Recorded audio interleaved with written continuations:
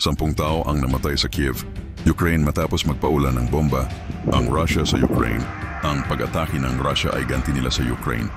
Matapos pasabugin ng Ukraine ang 40 bomber ng Russia, samantala umatake naman ang ground troops ng Russia sa Ukraine. Ngunit maagap naman ang mga sundalo ng Ukraine at napigilan nila ang advance ng tropa ng Russia.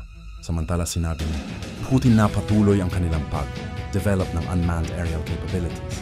Dahil ito na umano ang makabagong labanan, matatandaan na yung karamihang gamit ng Ukraine sa pag-atake sa Russia ay mga improvised drone na sila mismo ang may gawa at lubhang nasalanta ng husto ang Russia at madami na sawib sa kanilang tropa. Kaya patuloy sa pagde-develop ang Russia ng kanilang unmanned aerial capabilities para labanan ang Ukraine. Samantala pinakita ng Ukraine ang isang warship ng Russia na nagliliyab matapos nila itong atakihin. Kaya labis na ikinagalit ni Putin at nagutos ito na atakihin ang Ukraine. Samantala, nagpulong ang mga leader ng mga bansa sa ginanap na summit sa South Africa at pinag-usapan ang giyera sa Ukraine o Russia.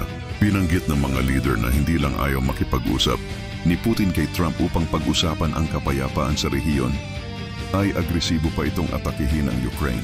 Kaya sinabi ng mga leaders na ibibigay nila ang buong suporta sa Ukraine at patuloy nilang papatawan ng sanksyon ang Russia.